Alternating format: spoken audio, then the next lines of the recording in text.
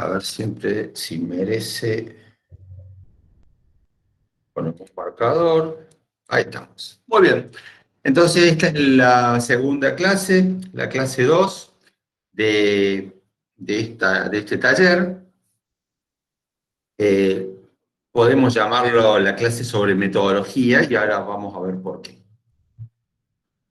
Recordemos un poquito entonces lo que hicimos en el primer encuentro. En el primer encuentro habíamos definido muy someramente un objetivo de un proyecto como una meta, ¿sí? Habíamos dicho que es el fin que persigue la investigación y es una guía de estudio si lo entendemos como que hay un objetivo general y hay objetivos específicos. Y habíamos pensado que una hipótesis, también muy someramente, era una conjetura, es una proposición que describe el posible comportamiento del fenómeno estudiado. Habíamos dicho también que todos, pero absolutamente todos, los proyectos tienen que tener objetivos, ¿sí? Porque los proyectos tienen que tener metas. Antes de arrancar hacia qué voy a hacer, tenemos que pensar en cómo lo voy a hacer. Acá estamos en un problema, porque me está pidiendo alguien ingresar y yo tengo que salir de compartir pantalla para ingresar. Es la última vez que lo voy a hacer. No sé quién estará afuera. Tengo que descartar esto para que alguien pueda ingresar. Y Juan Diego es el último que entre. Después no puedo estar saliendo ni puedo compartir con anfitrión acá.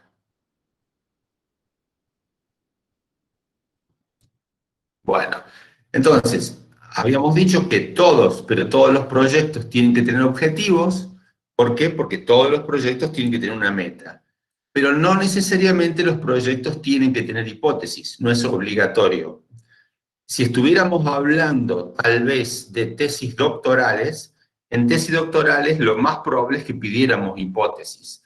Pero en tesis de maestría o en proyectos de tesis de especialidad, los proyectos pueden ser meramente, cuando digo meramente no es peyorativo, sino que pueden ser descriptivos. Por ejemplo, armar una planta. O sea, el objetivo que es establecer, digamos, un plano, un proyecto de una planta eólica, ¿cuál va a ser la hipótesis? O sea, el viento sopla mucho. Digamos, no hay una hipótesis posible. Es un trabajo descriptivo, por lo tanto no tienen hipótesis. Pero sí o sí, vamos a hacer siempre hincapié en que todos los proyectos tienen que tener metas, tienen que tener objetivos. Recordemos que ustedes entregaron objetivos que leímos y que acordamos primero de manera verbal la clase pasada, y luego lo entregaron y nosotros, la profe y yo, los corregimos. Bien, los objetivos eran para un proyecto, ¿sí? Siempre hago la referencia de proyecto porque una cosa es leer un objetivo de algo que se va a realizar, y otra cosa es leer un objetivo de un trabajo que ya está terminado, de un informe final del trabajo. Nosotros estamos refiriéndonos al proyecto de investigación. Dijimos, un proyecto está formado por un título, una introducción, la introducción siempre al final de la introducción tiene objetivos, la metodología que vamos a desarrollar y las referencias bibliográficas. Y ese es el orden en que uno lee un proyecto de investigación. Título, introducción con objetivos, metodología y referencias bibliográficas. También habíamos dicho que no era la manera en que se escribe. La persona que piensa un proyecto, primero piensa en la idea y el problema, eso genera los objetivos y si corresponden las hipótesis, y a partir de ahí, teniendo objetivos e hipótesis, uno plantea cuál va a ser la metodología que va a utilizar para poder arribar a los objetivos. Va leyendo bibliografía, va leyendo material bibliográfico, y luego que arma esto, recién ahí el autor va a pensar en introducción y título, como último paso para seguir. Habíamos dicho en algún momento que el título es lo primero que se lee, pero es lo último que se escribe. Entonces, esa es la manera en que el autor va a pensar un proyecto de investigación. Cada vez que uno tiene una idea o un problema, piensa en objetivo, después piensa en cómo voy a hacer para cumplir el objetivo, y a partir de eso, la búsqueda bibliográfica te lleva a leer la introducción.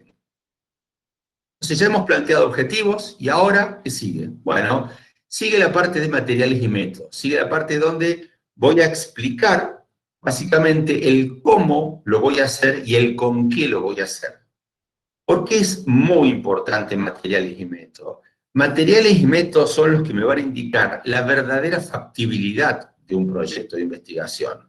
Yo puedo plantear como objetivo alcanzar la paz mundial, y si no tengo la metodología adecuada para alcanzar la paz mundial, obviamente ese proyecto va a ser inviable, no va a ser factible. Entonces el cómo y el con qué es importante para que el lector que va a evaluar ese proyecto de investigación sepa a ciencia cierta que el autor va a poder cumplir con el objetivo. ¿Por qué? Porque la metodología es la adecuada. Hay autores que consideran que área de estudio es una parte aparte, es como un ítem aparte. Nosotros lo consideramos como que es parte de la metodología. Es el equivalente a un médico cuando piensa en los pacientes. El área de estudio de un ingeniero es el equivalente al paciente en medicina. Entonces, el área de estudio es parte del objeto de estudio, es parte de la metodología. En el área de estudio se va a describir si hace falta una descripción geológica, si hace falta geomorfológica, si también es biogeográfica, histórica, lo que haga falta de explicar para que entienda el lector las particularidades que tiene ese lugar donde vamos a desarrollar el proyecto. Y si hacen falta, si son necesarios, mapas o planos para que se pueda entender de qué se trata el área de estudio. Ese primer ítem puede estar con un subtítulo dentro de materiales y métodos, o puede estar dentro de materiales y métodos descrito, digamos, entendiéndose como que cuando se describe el área está dentro de lo que vemos como el cómo y el con qué. Luego viene la parte propiamente dicha de materiales y métodos. Volvemos a repetir, cómo y con qué. Y el secreto de materiales y métodos es explicar las cosas en su justa medida. Tenemos que explicarlo en su justa medida. No podemos explicar algo de más, ni podemos explicarlo de menos. Recuerden ustedes algo que es muy importante.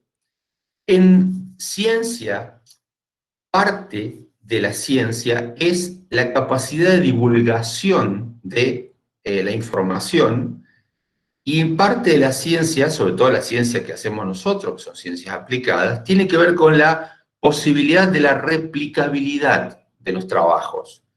Entonces, si yo estoy pensando un proyecto de investigación con ciertos objetivos, y lo estoy pensando, por ejemplo, para un área de estudio, otra persona que lee ese proyecto podría replicar ese estudio en otra área. Para que la otra persona pueda replicar el estudio en otra área, tiene que entender la metodología, y yo tengo que explicar la metodología que voy a desarrollar, porque si no, él no va a poder entender qué es lo que realmente quiero hacer. Hay cosas que si no se las digo, él no tiene cómo saberlas, y si le digo demasiado y le doy demasiada información de algunas otras cosas, es como que estoy hablando de más. Entonces, el secreto de la metodología es la medida justa. Hay que explicar lo justo y necesario para que el otro entienda, y no gastar demasiado tiempo en demasiadas explicaciones. Vamos a ir a algunos ejemplos, a dos ejemplos de qué significa, a unos ejemplos de qué significa la medida justa. Esta parte la saqué de la metodología de un trabajo del año 98, ¿sí? Del siglo pasado. El trabajo quiere medir variables físico-químicas de un lago. Entonces, fíjense lo que decía, está copiado textualmente. Decía, en la parte de metodología, se realizaron mediciones de algunas variables físicas y químicas del agua en la zona linética, tales como transparencia con disco de Secchi, temperatura con teletermómetro adosado al conductímetro y oxímetro, conductividad eléctrica con conductímetro ISI 33, SCE, y bla, bla, bla. Es decir, el trabajo está planteando cuáles son las variables y está planteando cuál es el aparato con el que midieron las variables. ¿Por qué digo opción 1 del antiguo? ¿Por qué? sí es muy importante saber cuál es la marca del aparato, porque según la marca del aparato, la medición es diferente, sí vale la pena poner el aparato.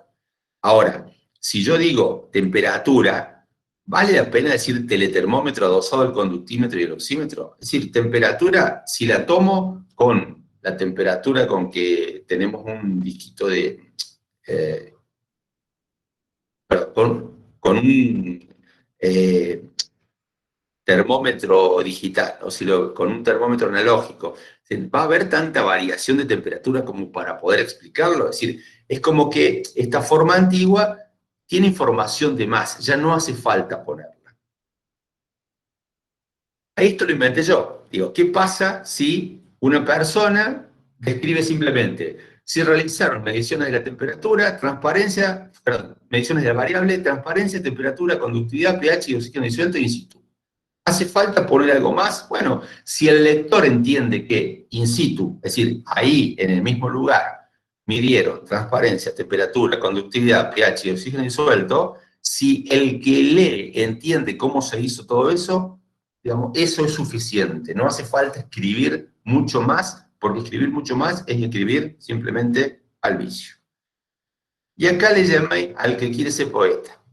Se realizaron mediciones de las variables. 1. Transparencia. Sobre el bote, a las 12 horas, se comenzó el descenso paulatino del disco de Secchi de 20 centímetros, intentando no realizar movimientos bruscos para no alterar la turbidez del agua, hasta el preciso momento en que un operador con visión 10-10 no detectó más su presencia. Se repitió la experiencia 3 veces, separada por 2 minutos. Las 3 distancias marcadas en la cuerda del disco se anotaron con lápiz Faber negro 2B en papel de cuaderno marca Rivadavia, hoja rayada y tapa flexible 24 horas.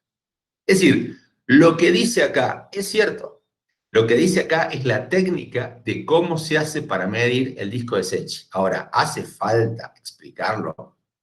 ¿Hace falta gastar toda esa cantidad de líneas de texto para explicarlo? La respuesta es no. Esto está demasiado sobreexplicado.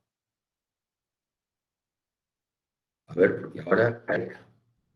Entonces, repetimos, el secreto de la metodología es explicar el cómo y el por qué, pero en la medida justa. Lo suficiente para que el otro entienda, pero no tanto como para tener una sobredosis. En este trabajo, en la revista de la Asociación Argentina de Ciencia del Suelo, lo pongo acá, lo pongo a colación para que ustedes vean una especie de caso intermedio. No me acuerdo de qué año es, no es demasiado viejo, y lo que hice es pegarle en 3 pedacitos los materiales y métodos de este trabajo. El estudio se realizó en el departamento Colón de la provincia de Córdoba, en una parcela.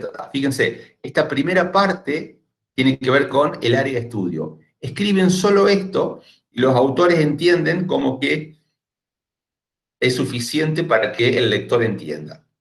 El suelo analizado corresponde al tipo argilostisol típico, dice que venían sembrando ahí, se usó cuáles fueron los días que se muestrearon, etc. Dice que se realizaron 2 muestreos, se hizo por triplicado, y acá fíjense que explica directamente, para caracterización físico-química del suelo se determinó carbono orgánico y te manda a que lees la bibliografía. Si vos querés saber cómo se hizo la medición de carbono orgánico, anda a leer esta publicación y ahí está bien explicada. Entonces, eso es una otra forma de describir la metodología. Cuando hace falta, cuando hay dudas de cómo es, no hace falta describirla nosotros, si ya está descrita en la bibliografía. Entonces, esa es una manera intermedia como para no explicar tanto, pero darle al lector la posibilidad que vaya a leer si no sabe cómo es la metodología. ¿Sí? Y acá habla de cómo fue el microscopio con un adaptador. Seguramente cuando se miden estas bichitas, si se tiene un tipo de microscopio y otro adaptador, se ve diferente, porque estas bichas son bastante complicadas, bichas, bueno, son plantitas. Pero entonces, con esto estamos viendo por qué es importante explicar para que el lector entienda cómo se hizo y poder repetirlo. Bien. Este otro caso es un caso de una publicación en el Journal of Applied Science y quería ponérselas, y quería que lo pongamos para leer, porque está muy, pero muy descrito algo, pero tiene una razón de ser. Y para eso tengo que dejar de compartir, ¿sí? Dejar de compartir y llegar por acá. Perdón, no sé si hay alguien. Rocío Medina, ¿puedo admitirla? Voy a compartir ahora el trabajo.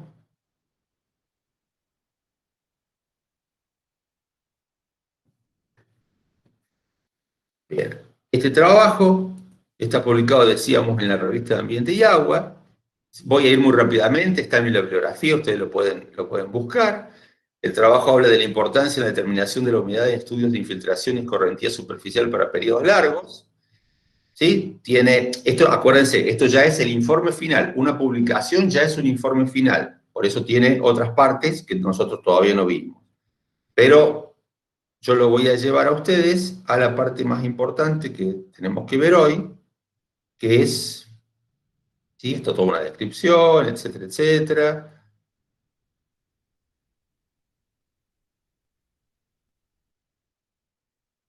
Perdón, vamos por acá, vamos por acá.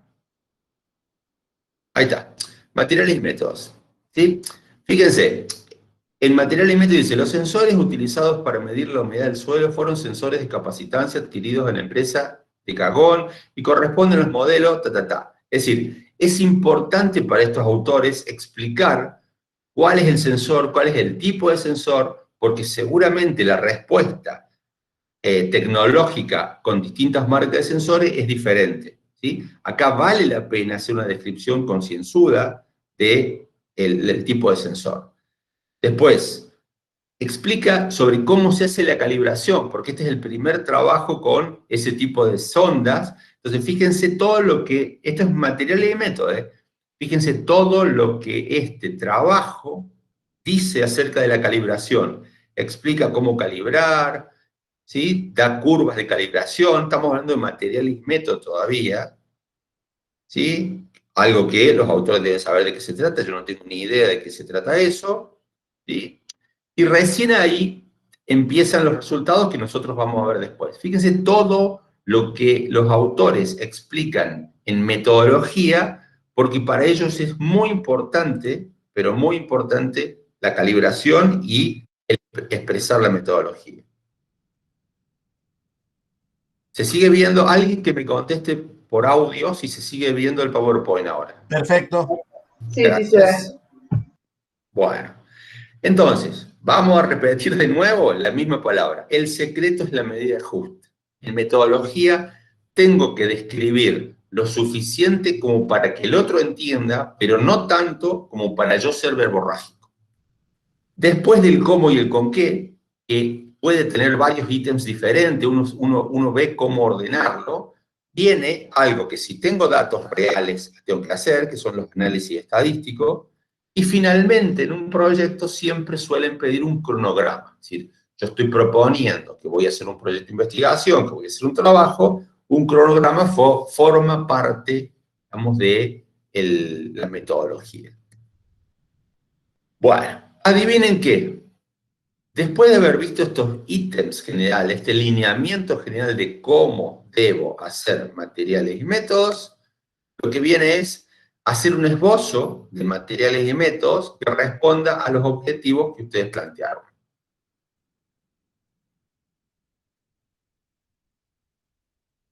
¿Sí? Ustedes plantearon objetivos, esos objetivos que plantearon y que nosotros revisamos, nos parecen pertinentes, y hay algo que va a ocurrir ahora que se empieza a ver con la unión de objetivos y metodología que se llama coherencia interna. Un proyecto tiene que tener coherencia interna.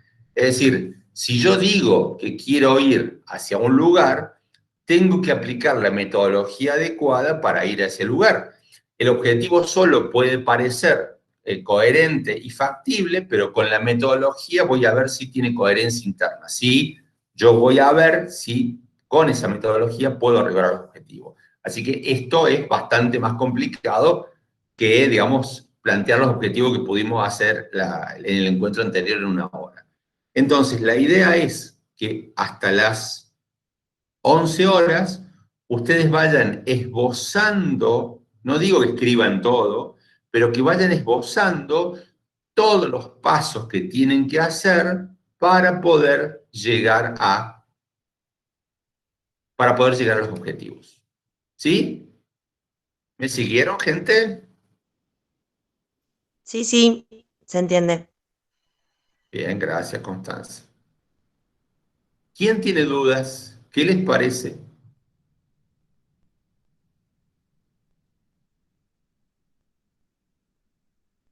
Cuando no hay ninguna duda, ustedes saben que son dos eventos mutuamente excluyentes. O entendieron absolutamente todo y ustedes son brillantes, o no entendieron nada porque están en otro lado. ¿Cuál de las dos Yo, opciones? yo tengo una duda. Bien, Eh, Rocío, te anima y dale. Referido al cronograma de actividades, digamos, en este caso también deberíamos decir cuándo vamos a desarrollar digamos, la tesis, o cómo Claro, sería. claro, en un cronograma de actividades, suponete, ustedes están entregando hoy están entregando un proyecto de tesis, ¿sí? Hoy es 31 de marzo. Entonces hacen un cronograma, un diagramita de Kant muchas veces, una cosita muy sencilla, diciendo, bueno, entre abril, mayo y junio se viajará al campo para recopilar la información de la hidrológica. Entre agosto, septiembre y octubre se va a analizar los datos en computadora. En noviembre, diciembre, febrero, marzo se redactará el proyecto. En abril se terminó todo y se entrega el trabajo final. ¿Bien? A eso se referencia. Bien, y el análisis estadístico, ¿qué sería? Digamos. A ver, le estás diciendo a dos profes de estadística esto. O sea, Claro, yo pero soy sería el profe de análisis estadística. de lo que nosotros hicimos. A En ver, fin, no lo podíamos la- hacer ahora, digamos, creo. no, bueno, a ver, acá estamos hablando de proyecto. Vos estás hablando de la metodología que estás diciendo qué análisis vas a hacer. Por ejemplo, Ah, ahí está. No, yo pensé que había que hacer el análisis no, estadístico. no, Ahora ahí está, bueno, listo, ya está entonces. estamos hablando de un proyecto. Un proyecto, todos los verbos se conjugan a futuro. Vos estás diciendo, voy a hacer tal cosa, voy a hacer tal otra. No lo vas a decir así, ¿sí? Se realizará el análisis estadístico tanto, se muestreará de tal forma, todo el proyecto tiene que ver a futuro. Porque acordate, cuando vos presentás un proyecto, estás solicitando autorización para desarrollar un trabajo. Entonces, dicho de esto, si vos lo haces ante una beca de CONICET, lo haces ante el doctorado de ingeniería de una facultad, lo haces ante la maestría, cuando presentás tu proyecto, la autoridad pertinente lo va a evaluar, va a decidir su factibilidad o no y te va a habilitar, te va a dar el ok o no para poder desarrollar el proyecto. Bien, ¿Sí? bien, buenísimo. Claro, me había confundido, yo dije, bueno, habrá que, no sé. Pero bueno, buenísimo, gracias. A ver, si hay proyectos que no tienen análisis estadístico porque no recopilan información. Uno de los proyectos de ustedes básicamente tenía que ver con la factibilidad de la utilización de soja como biocombustible. ¿Sí? Esa persona, que no me acuerdo quién era de ustedes, esa persona cuando plantea el proyecto no va a recopilar información y va a saber cuál es el promedio de soja que sale. ¿Se entiende? O sea, ese proyecto no tiene análisis estadístico posible, pero todos aquellos que recopilen información, va a haber estadística, por lo menos estadística de resumen o estadística inferencial que tienen para hacer.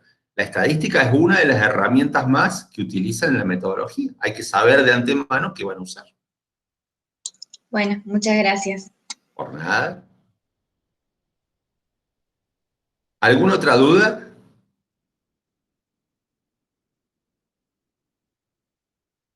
Todo esto lo escribimos y lo vamos a discutir en clase como la vez anterior. Claro, lo que vamos a hacer ahora es cortar hasta las 11 horas.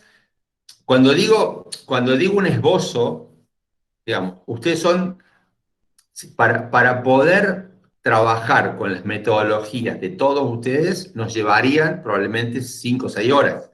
Entonces, cuando digo esbozo, vamos a ver, ustedes tienen escrito el objetivo y debajo del objetivo van a decir, bueno, para cumplir el objetivo yo tengo que hacer y voy a tener que decir que hago esto, que hago esto, que hago esto, que hago esto, digamos, una idea general. Ya después lo vamos a charlar a eso como idea general en este horario que tenemos de 11 a 12, y después queda en ustedes afinarlo mejor para presentarlo en el aula virtual. Perfecto. ¿Sí?